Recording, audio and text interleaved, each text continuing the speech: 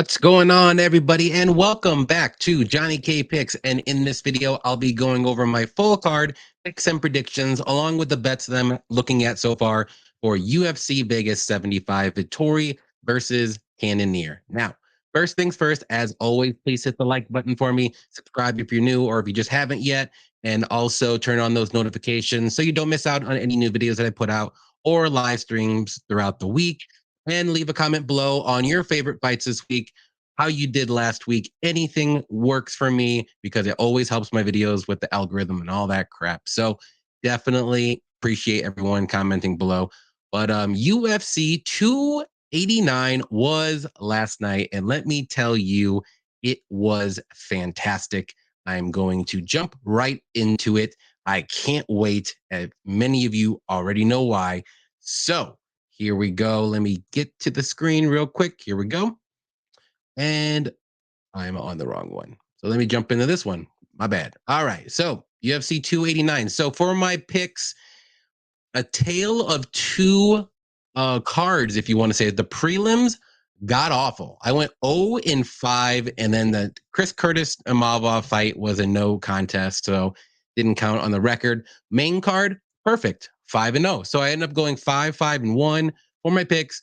Not a good night overall, though. For my bets, I had 7. I went 5-2 on those bets, winning plus 3.32 units profit. So that was fantastic. That's all that really matters to me. I like that money. Picks, it's always nice to have all your picks right, but I will definitely take the better bets all day. Let's go down to the fights real quick. So Belbita versus Oliveira. Oliveira did not look like she had the cardio that I was used to seeing after the first round, especially. She looked gassed, and her mouth was just breathing, was wide open the whole rest of the fight. So she was gassing. Good win from Belbita. Toughed it out, and she was kind of slowing down a little bit. She was getting a little bit hit here and there, but I think she got the win. Definitely. Usyk versus Dvorak. This is a Jimmy Malarkey all over again. Dvorak was doing good until he wasn't, and Usyk surprised me. He looked very good, way better striking than I thought, and he didn't even get this fight to the mat, and he got the unanimous decision win, knocked down Dvorak in the second round. So good win from him. Dvorak, I don't know about this guy. I mean, I thought he was good. I mean, he is good, but man, he underperformed. Let's put it that way. Kyle Nelson versus Blake Builder. I was very skeptical on this fight. I did pick Builder. I thought I didn't like the line where it headed. Everybody was on Builder, and it was like minus 260, I think, before this fight. Nelson looked good in that fight in the first round. I live bet Nelson at plus 200, won that one. Blake Builder just didn't look that great. So he has to go back to the drawing board there, and Nelson just got it done. Zahabi versus Aori, crazy fight. I never thought that would happen. Aori's never been knocked out in his career, and Zahabi was the first person to do it, which is weird to even say, but good win from Zahabi. He got it done. And yeah, move on up to the next one. Jasmine versus Maverick. I knew this fight was going to be close. A lot of people picked Jasmine, which was a very good bet and pick. I just thought Maverick had the better striking, which I thought she did until she started clinching up with Jasmine, going for takedowns and getting reversed every time, and then essentially losing every round. So I don't know if that's just poor game plan, poor fight IQ, or what. Maybe Jasmine was too big and too strong. But I do think if Maverick would just stayed on the outside and used her striking at range, I do think she would have won that fight or made it a little bit closer. But good win from Jasmine. I don't want to take anything away from her. This was going to be a closer fight than the line said. So good win. Weird fight with the clash of heads here with Imavov. Curtis Imavov was on his way to winning. He definitely won round 1. Round 2 was close, but probably Imavov. And then that happened, and it was a bad cut. I know everyone's going to say Chris Curtis is crying. He's a little crybaby on Twitter, blah, blah, blah, blah. But that was a bad accidental clash of heads. And I mean, it was already swelling up. The cut was almost looked like 2 inches on his eye right here. So I get it. It sucks. Probably saved me one of my bets, which we'll get to in a second. But now we got the main card where this is where everything went right. And that prelims, everything was wrong. So Barrio, good win from him. outstruck Anders pretty much the whole fight, dropped him in the first round as well. And yeah, good win. It was a little bit closer than I thought, actually. I thought Anders would slow down a bit, but he was the one pushing the pace. He just couldn't get his striking going. Barrio was just too technical for him throughout the 3 rounds. Ige versus Nate the Train. Good fight. Ige again, too technical on the feet. That's how I thought this was going to play out. I love Nate the Train. Always brings it, but whenever he's fighting somebody that's tough and very technical, he's going to struggle. That's his weakness. So good win from Ige. Malat versus Fugit. Malat is dangerous, dude. I mean, I didn't think he was going to do that. He was super quick on the feet, good striking, good counters, and hurt Fugit to the body early on in the first round. So I don't know if that played a part in this fight, but man, Fugit looked very slow. And I don't know if it was after that leg kick, or not leg kick, I'm sorry, the body kick, but Malat cracked him, got the club and sub, and call it a day. Good win from him. All right, guys. The best fight of the night. Oliveira versus Dariush. Holy hell. Oliveira did it. Y'all must have forgot, whoever picked Dariush. I don't blame you. It's okay. Just as long as you realize now, Oliveira is not washed up. He didn't go on this weird 5-fight losing streak in order for everybody to pick against Oliveira. This dude lost to Islam Makhachev. That's it. He's beat top 5 guys. He finished all top 5 guys other than Islam. This guy's the real deal, man. Love it. I was freaking ecstatic that he won. If you guys would have had a camera, if I would have taped it, it'd have been insane. But definitely best part of the night for me. I could give a crap if I lost all my bets but this one. I bet Charles Oliveira at the very end. I wanted to get the highest line I could, which was plus 130. I think I saw it at plus 135 for a second, but I took the 130.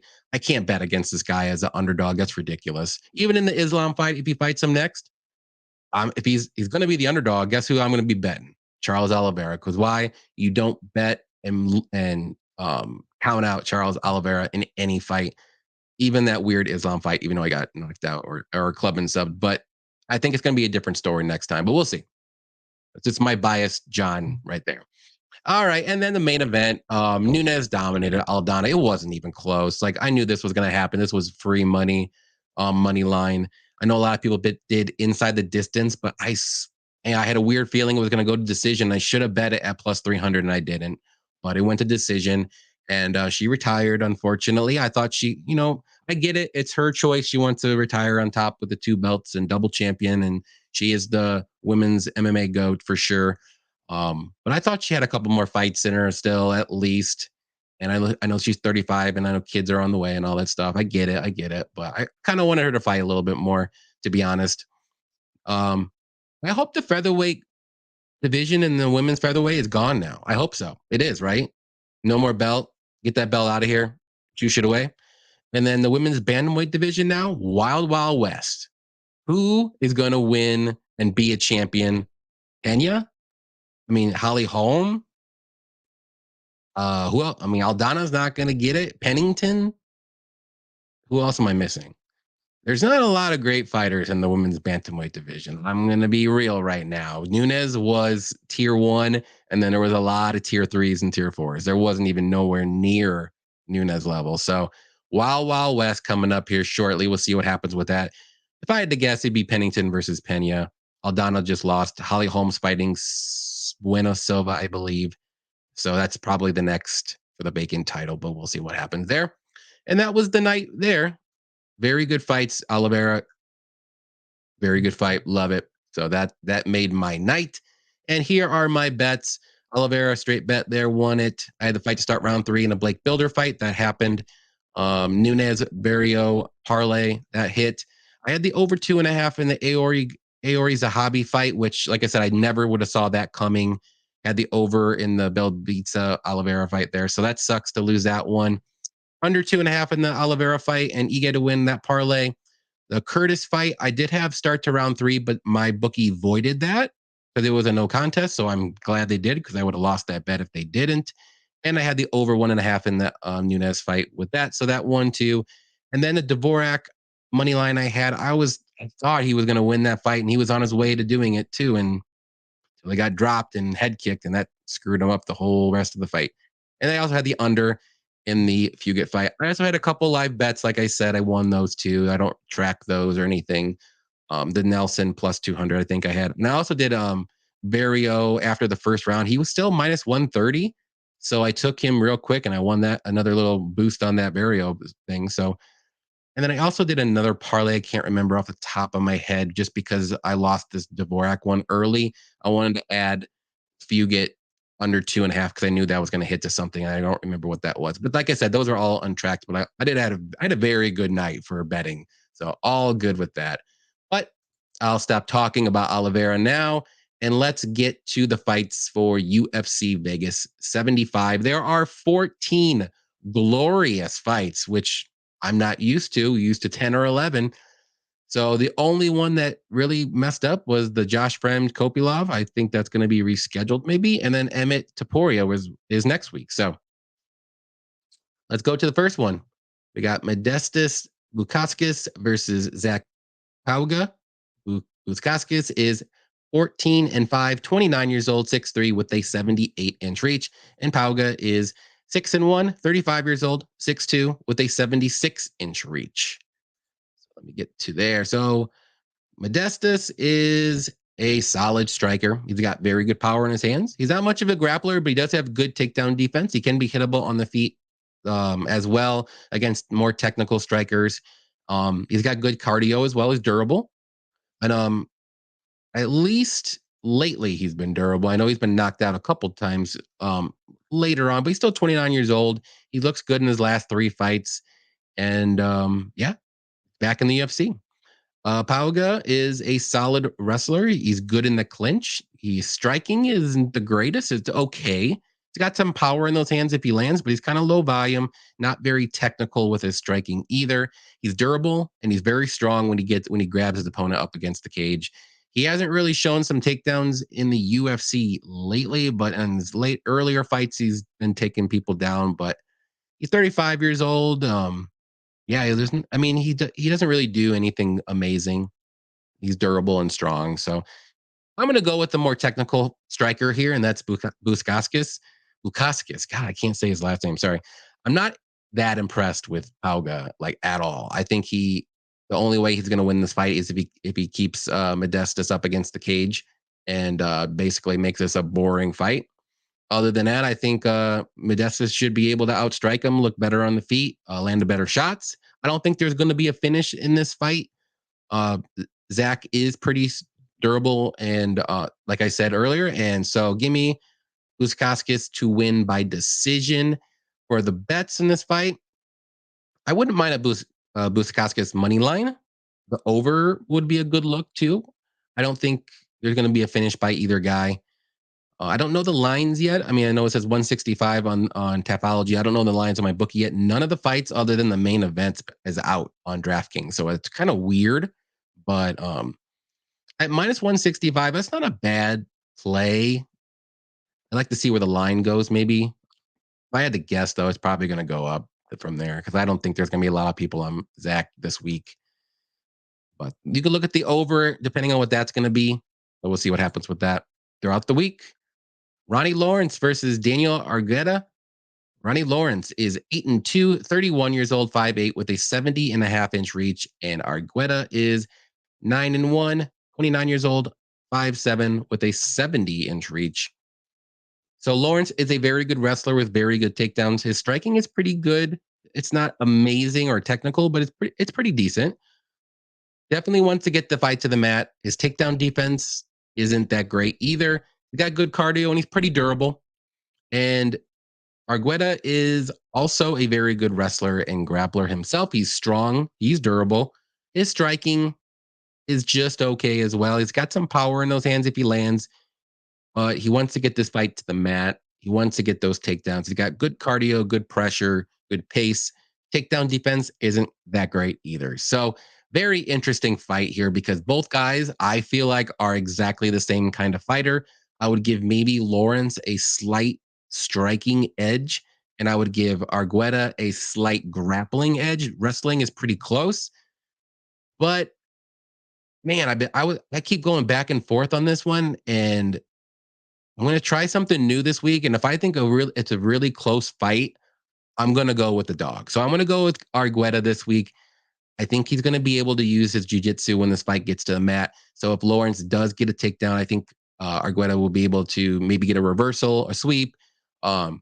Maybe he should be able to get some takedowns of his own if he's the one pushing forward. If this fight does play on the feet, though, I think Ronnie has a slight edge there.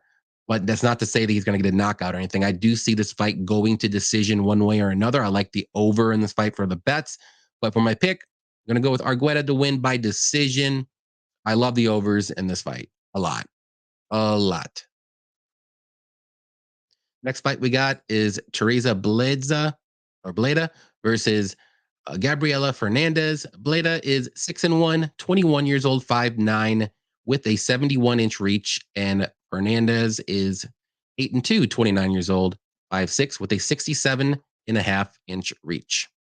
Ooh, we get there. So this is going to be a fun one here. So Bleda is a very good wrestler and grappler with very good takedowns. She doesn't really have the greatest striking. She basically uses her striking to set up her takedowns. Her cardio is just okay. We did see her slow down a little bit in her last fight against Natalia Silva. Don't blame her for losing that whatsoever. But she does have good top control when she gets those takedowns, and she's pretty durable, even though she literally got head kicked in the face in the third round when she was gassed. So she's normally durable, though, but we'll see what happens here. Fernandez is a solid striker with good power. Her takedown defense is not good at all.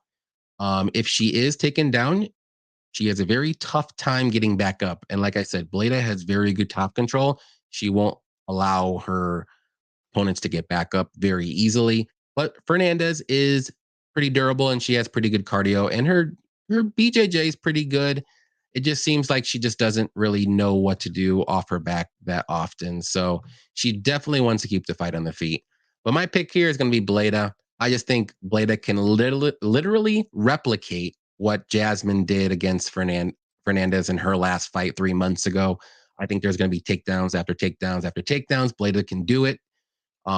She's got good cardio, like I said. She's got very good top control, and I think she's going to win by control time. I don't see a finish in this fight.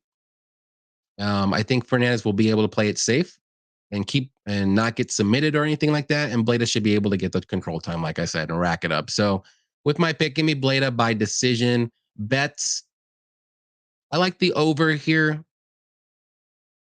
If the line is minus 275 for Bleda, this is getting me like Jasmine Maverick vibes a little bit. I think it's a little wide, but I do like the over though. And I don't blame anybody for putting Bleda in a parlay, but you got to remember this is, I don't want to say low level, but kind of low level women's MMA. So anything can happen here. So we'll see what happens. Next one we got is going to be Felipe Bunes versus Zalgis Zhumagulov. Bunes is 13-6, 33 years old, 5'7", with a 71-inch reach.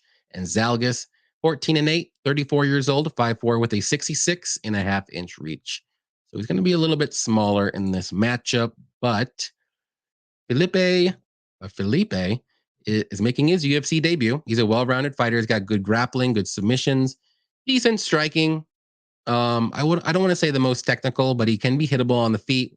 He does like to engage in brawls on the feet as well, which doesn't really suit him too often. Like I say, he's more of a grappler with good submissions. His takedowns are just okay as well. Zalgis, though, well-rounded fighter, solid striking, wrestling, and grappling. He likes to push forward, pretty tough and durable, good cardio. He's been on the wrong end of, as we all know, a few judging debacle scorecards. So, but as the fight goes on, he can be a little hittable at times. He's durable. So this is going to be a very good fight, but I'm going to go with a Zalgis here. I like the experience. Both these guys are pretty close to age. Felipe is making his UFC debut on 33 years old.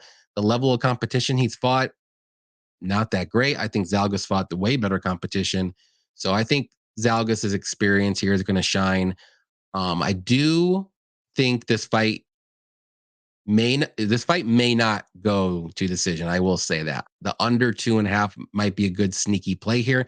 I do like Zhalgas. My pick is going to be Zhalgas though to win by decision. But if Felipe does start slowing down and Zhalgas has that pressure and pace in the second and third round, I wouldn't be shocked if he gets a finish. But for my pick, I'm going to go with Zhalgas to win by decision. And for the bets though, like I said, the sneaky under would be this one under 2.5 if it's a plus money under. Or you can just do Zhalgas money line at minus 160 range. I think that's a solid bet. Next one is going to be Carlos Hernandez versus Dennis Bondar. Sorry. Let's go. There we go. Hernandez is 8-2, 29 years old, 5'8" with a 67-inch reach. Bondar is 16-4, 30 years old, 5'6", 69-inch reach. So let's see what we got here. So Hernandez, well-rounded fighter, solid striking and grappling. Not the greatest takedown defense or takedowns, actually. He does like to keep the fight standing, but he's good off his back if he gets taken down.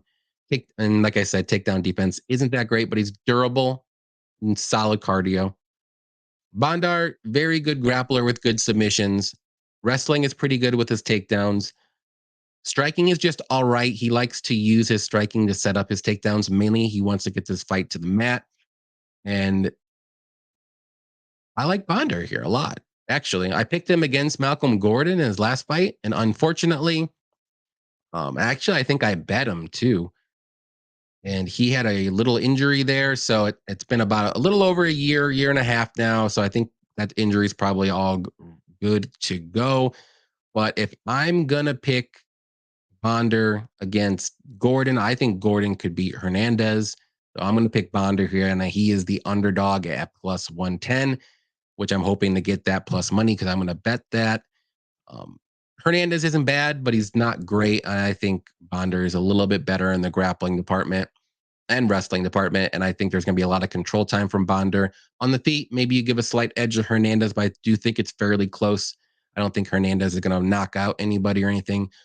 The pick, though, I'm going to go Bondar by submission. I think later in the fight, he'll get like a rear naked choke or something like that. If not, wouldn't be shocked if it goes to decision either. But for the bets I'm looking at is Bondar, the underdog here. I would stay away from the over-unders because I can see it go either way. Maybe a slight lean with the over, but might as well take the plus money.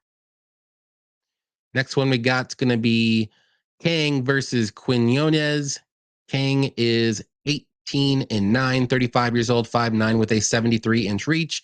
And Quinonez is 18-3, 27 years old, 5'8" with a 70-inch reach. This is going to be a pretty interesting fight, but Kang is a well-rounded fighter. He's got solid wrestling and solid takedowns. His striking is pretty decent. He keeps his range really well. He has a very good jab that he likes to keep at range, or his fighters at range. Durable. He's got good cardio. He's getting up there in age, though. He's 35 years old, something to think about. His last fight against Matt Gurrell was a pretty good one. He looked good in that one. He did well on the feet, better than I thought. Then he lost to Raniaya. He was getting takedowns or getting taken down a lot, and he lost a lot of control time. And then Quinonez is a well-rounded fighter as well, but he's one of those fighters where he is a little what do you want to call it? Like lightning in a bottle, if you want to say. Super aggressive on the feet. He can be wild at times or more times than not. Solid wrestling, solid takedowns. He likes to push a pace to keep his opponent on his back foot, and he's a dangerous fighter. But this is another tough fight here because Kang is going to be the more technical fighter, and Quinonez is the more wild and crazy guy that wants to make this a brawl, get the pace, push the pace, make it a crazy fight early and often. And I really think it depends on which fighter is going to implement their game plan first. Is Kang going to be able to make this fight a slower fight and technical, or is Quinonez going to make this wild and crazy and fast paced and try to get the finish early? But I'm going to go with the more dangerous guy because that's what I like to do sometimes if it's a close fight. I'm going to go with Quinonez to win. I do think he's going to be able to either get a finish on the feet or maybe even like a club and sub. The only little red flag for me, though, is if he pushes the pace a little too hard and he tires out in the second and third, then I do think Kang's going to be able to take over the fight. But with the pick, though, I'm going to go with Quinonez to win. I'm going to say by decision because Kang is pretty tough. He's hard to get out of there. I don't think he's ever been knocked out. Let me look. Okay, he's been knocked out once and he's been subbed once. So he's pretty durable. And I'm gonna say by decision, maybe a couple close calls early in the fight. But bets though, maybe look at the over. This is one I might stay away from because there's a lot of different things that could happen here. I'm not too confident of laying that minus 175 on Quinonez because Kang, like I said, he's experienced, fought good competition, and he's pretty technical. So he doesn't make a lot of crazy mistakes. So tough one here for bets. Next one's going to be Jimmy Flick versus Alessandro Costa. Flick is 16-6, 32 years old, 5'7", with a 70.5-inch reach. And Costa is 12-3, 27 years old, 5'4", with a 67-inch reach. So Flick is a very, very good grappler. He's got very good submissions. He's always dangerous when this fight gets to the mat, whether he's on his back or he's on top. His takedowns are pretty decent. Striking is very lackluster, if you want to say, but he definitely wants to get this fight to the mat. Durability lately is a question mark. He got knocked out against Charles Johnson when he came back from a 2-year layoff, and that was out 4 months ago. Not too bad. It was a pretty bad knockout. Costa is a solid striker with good power. He has good combos to the body and then to the head. Solid takedown defense. He's got pretty decent grappling himself, but he definitely wants to keep this fight on the feet. He's more so a striker. He does have a good get-up game if he does get taken down, but I don't think he's going to want to attempt this fight to get to the mat. So I'm going to go with Costa here. I like his striking more. I know he's a pretty decent-sized favorite, but man, that's a tough money line to play at minus 240. I do think he's going to get the knockout eventually, but man, first round Jimmy Flick is dangerous. And I know he didn't look that great. Jimmy Flick looked great in the first round in his last fight, but I do think he's going to look a little bit better here, at least early on. But I love the under in this play in this fight. It might be set at 1.5, but I think that'll be a good parlay piece. I wouldn't want lay the minus 240 money line, even though I do think Costa's going to win by a knockout. Go with the under. Both guys are dangerous and they both can get finishes. So I just think Costa will be able to stuff the majority of Flick's takedowns early. And then once Flick knows that he can't get this fight to the mat, he's going to try to strike with them. And you saw what happened last time against Charles Johnson. So give me Costa by knockout. Love the unders in this fight too for bets. All right. We got Raoni Barcelos versus Miles Johns. Barcelos is 17-4, 36 years old, 5'7", with a 67-inch reach. And Johns is 13-2, 29 years old, 5'7", with a 66-inch reach. So Barcelos is very well-rounded with good technical striking, very good wrestling and takedowns. We haven't really seen too much of it lately. He mainly kept it on the feet, but he's got good cardio. He's normally durable, except he did get knocked out by Umar 4 months ago, going to be 5. But like I said, normally he's pretty durable. And what was I going to say? Oh, yeah. And he's got good cardio as well. Johns is a solid wrestler and a pretty decent striker. We haven't seen too much of the wrestling lately, but we've seen more so the striking. Cardio is a bit suspect, though, especially after the 1.5 mark. He slows down a lot. Can be a little low volume. He's a little bit hittable once he gets tired. Once he gets tired, everything seems to go. And he got good takedowns though, and his takedown defense is pretty solid too. So I'm going with Barcelos here. I am a little worried in the first round because Johns does have good power in those hands. He's got good counters with his striking, but Barcelos has good takedown defense. I don't think Johns will go for the wrestling. I don't think Barcelos will either. I think he'll make this a striking fight, kind of put a pace on Johns and wear him down a little bit, and then anything goes after the second round. So it could be a Barcelos knockout, could be a Barcelos decision. He's a minus 230 favorite. Do I think that's safe? I don't know. I'm going to think about it though. But I do like Barcelos to win. I think he'll outstrike him and outpace him, and Johns will slow down as the fight goes on. So I'll say by decision. I don't see a finish. Johns is pretty durable. I know he's been finished in the Castaneda fight, but Castaneda put a pace on him to the point where he just couldn't do anything anymore. So maybe look at the over too, but this is a tough, tricky one too. We'll see what happens as the week goes on. Main card, we got Muslim Salikhov versus Nicholas Dalby. Salikhov is 19-3, 39 years old, 5'11 with a 70-inch reach, and Dalby is 21-4-1, 38 years old, 5'11, 74.5-inch reach, which is crazy. So Salikhov is a very good striker with good power. He's got okay wrestling. He can always use his wrestling if he needs to. He kind of slows down. He's 39 years old. It kind of slows down as the fight goes on. He's always dangerous early. He doesn't like to be pushed back. He does better when he's the one going forward, and he's pretty durable. I think that one loss was a knockout, and that was in the third round when Lee got that one too. But he did knock out Fiallo, which was a good win back then. Now it's not so much. Dalby is a well-rounded fighter. He doesn't do anything amazing, but he doesn't do anything terrible. He's very durable. He's got good cardio. And he likes to push a pace on his opponents, which that's what Salikhov doesn't like when his opponents do that. He doesn't want to be pushed back. He wants to do the pushing forward. Very, very interesting fight.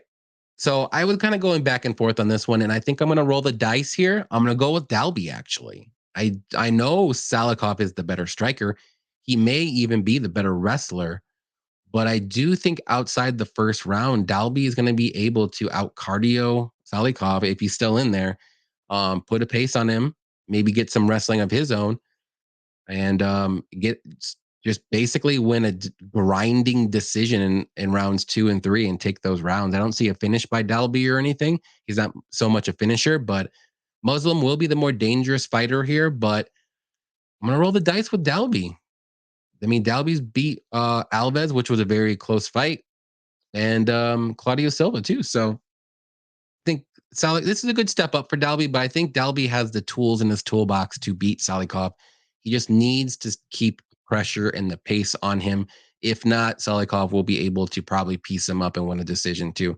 So for my bets, though,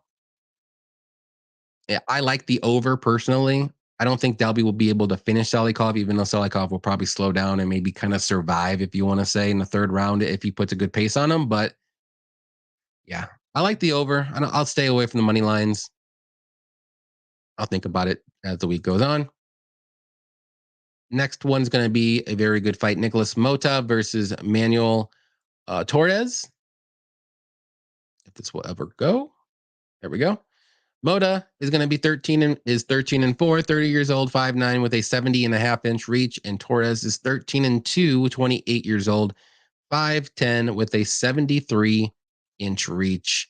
So Motta is a good, solid striker. He's got good combos with good power, good takedown defense. His durability is a little bit of a concern.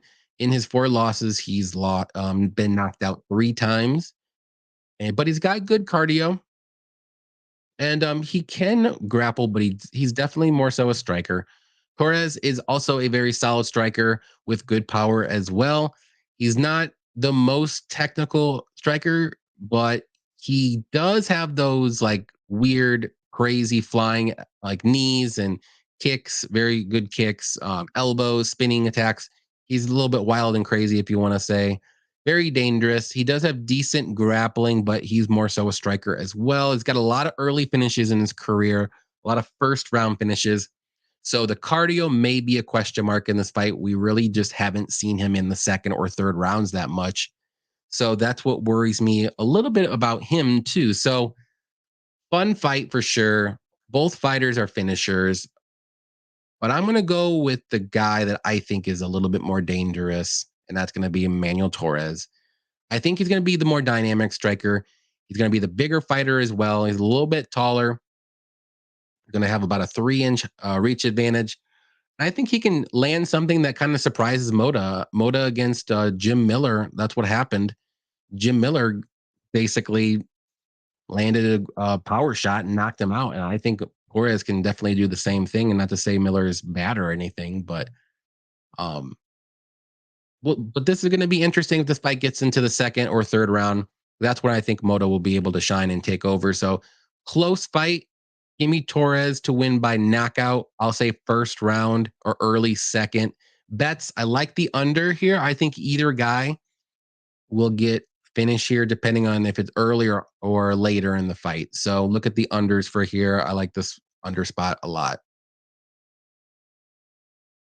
Next one we got is going to be Pat Sabatini versus Lucas Almeida. Sabatini is 17-4. 32 years old, 5'8", with a 70-inch reach, and Almeida is 14-1, 32 years old, 5'11", with a 71-inch reach. So we all know Sabatini is an amazing grappler with very good submissions. He's got good, pretty good wrestling and takedowns. His striking is actually not bad either. It's pretty technical, but the question mark for him is his chin is a little questionable. He can be rocked at times. We've seen him rocked against Jamal Emmers, but he still won that fight. And he was also rocked against Damon Jackson and he got knocked out. So that's one thing to worry about here. But Almeida is a solid striker with very good power. His takedown defense is just all right. He doesn't really grapple all that much, but if he does get taken down, he's got a pretty good get up game. He works to get back up. He doesn't just accept being on the bottom. He's durable and he's got good cardio too. He does like to push a pace on his opponent. So this is going to be a close, tough fight to call, but I think on the feet, I'm going to give Almeida a slight edge, but I think in the grappling department, I think Pat Sabatini has a pretty big edge there. So I'm going to go with Pat as my pick. I think he's going to be able to get those takedowns eventually. Maybe not in the first round as often, but in the second and third rounds, I think if it makes it there, I do think he's going to be able to work his grappling, get the control time. Don't see a finish here either, which is weird because we're in the apex, and I know I said a lot of decisions. I don't see a finish for some reason. Both guys are tough. Other than maybe Almeida KO, that's about it. But for the bets, though, I don't mind Almeida at plus 155. That's a good bet. It's just tough though because Sabatini's grappling is very, very good, and he's gonna stay on top control too if he gets the takedown. So I'll not sure about it. Over unders or money lines. I mean, minus 185 isn't too bad, but I don't want to pick or bet minus 185 against or with a fighter who has maybe a questionable chin against a really good striker. So it scares me a bit. So I'll watch this one, but this is a tough one. I think it's gonna be a very good fight though. Next one we got is going to be Christian Leroy Duncan versus Armin Petrosyan. Duncan is 8-0, 27 years old, 6'2", with a 79-inch reach, which is crazy. And Petrosyan is 7-2, 32 years old, 6'3", with a 71-inch reach. So he's going to have an 8-inch reach advantage, which is, like I said, crazy. The Duncan's a solid striker. He's got good power in his hands. He likes to push forward. He can be a little wild at times. He's not the most technical. He's got decent wrestling and takedowns, good ground and pound when he wants to get the fight to the mat, which I do think he could in this fight pretty easily. And Petrosyan's a very good kickboxer. He's got solid power in his hands. He's got good leg kicks, good body kicks, good head kicks. He can be a little hittable at times. He's got good cardio though, and he's pretty durable. Against RoboCop, he was very durable. He won that fight, which I still don't think he did, but it is what it is. His takedown defense though is not good, not good at all. But he's got a very good get-up game. He does not want to be on the mat, so he tries and tries and tries. So if Duncan does get a takedown, he can probably get it easily. Will he be able to hold him down? Is the question. Another fun fight, another close one. I think it's going to be pretty close, but I'm going to ever so slightly lean the Duncan side. I just think he can land the better shots overall on the feed, the more damaging ones. And if he's in trouble and he wants to take this fight to the mat, I think he can take the fight to the mat. Like I said, I just don't know if he's going to be able to hold him down there for too long. Armin will probably throw a little bit more volume throughout the whole fight. But like I said, I do think Duncan will land the harder shots, maybe the more impactful shots, maybe even knock down Petrosyan once, and a couple takedowns here and there with control time mixed in. I mean, that's going to equal up to the same. So very close fight. Again, I'm going to say Duncan by decision. Petrosyan is durable, and it's going to be a very close decision, though. And I don't mind anybody taking a shot on Petrosyan at plus 130. For the bets, though, I like the over. Duncan money lines, or both money lines, aren't bad either at the price. I do think it should be closer to a pick 'em, though, I will say. So I think the value is a little bit on Petrosyan. So we'll see what happens as the week goes on with this one, too. A lot of weird betting angles. I'm going to have to do a lot of research on these bets. All right. Co-main event is going to be Armin Tsarukyan versus Joaquim Silva. Tsarukyan is 19-3, 26 years old, which is crazy. I always think he's older. 5'7" with a 72.5-inch reach. And Silva, 12-3, 34 years old, 5'8", 69-inch reach. So we all know Tsarukyan is a super well-rounded fighter. He's got solid striking with good power in his hands, very good wrestling and takedowns, good jiu-jitsu. Cardio is very good, and he's very durable. Pretty much he's good everywhere. If I had to give him a slight weakness he can work on, maybe is his technical striking, if you want to say, just maybe get some more combos in there. And then, but yeah, other than he's very good. Silva, well-rounded fighter himself. He's got good grappling, good striking. He's more so a striker lately, though. But if he does get taken down, he's a good grappler. Good power in his hands. His takedown defense, though, isn't that great. So this is where I see it. We all know who's going to win this fight, and that's going to be Armin Tsarukyan. He's just too well-rounded. I think he's better literally everywhere. This is just a really big mismatch of a fight. I think the only reason why this fight is taking place is because nobody wants to fight Armin Tsarukyan. Every time Armin has a fight, they always pull out or they don't want to fight. So, I mean, he's supposed to fight Moicano, couple of these other guys, and he just can't find fights. I think Murat took the fight, and I think he won that fight. And if he actually should have won that fight, like I said, he probably would have fought Dariush instead, and that would have been a way better fight, I thought, for Tsarukyan. So maybe that's the next fight now since Dariush lost. So if Tsarukyan wins, I'm already thinking he's going to win. So real quick, though, with my pick, give me Armin Tsarukyan to win. I'm going to say knockout. I do think he's going to be able to get a knockout later in the fight. If not, decision. It's hard to put. I mean, I don't want to say this is free money, but minus 1,000 to me, you got to give me. This is a mismatch for it, though, I will say. But I'm going to leave him on a parlays. Maybe look at inside the distance for Armin Tsarukyan, see if that cuts it down a little bit. Maybe look at the spreads. I'm sure he'll be minus 3.5. Maybe that'll go down a little bit. So we'll see what happens with that fight. But I do think Tsarukyan wins inside the distance. Main event, it's going to be Marvin Vettori versus Jared Cannonier. Vettori is 19-5-1, 29 years old, 6 foot with a 74-inch reach, and Cannonier is 16-6, 39 years old, 5'11 with a 77.5-inch reach. So, get there. Vettori, he's actually a well-rounded fighter now. He used to be known for his, wrestling and takedowns and grappling, but now he's a solid striker. He's got good volume. He doesn't have really the greatest KO power. I don't want to say they're a pillow fist, but he's definitely a points fighter, if you want to say. He's super, super durable, and he's got very good cardio. Cannonier is a powerful striker with good leg kicks, good kicks in general, strong leg kicks, good volume as well. I don't think it's as high as Vettori's volume, but he does slow down a little bit as the fight goes on. He's 39 years old. He's getting up there. Okay takedown defense. He can, and then but he's super durable as well. So Cannonier is always going to be a dangerous fighter early, especially, but Vettori is probably has one of the best chins in the UFC.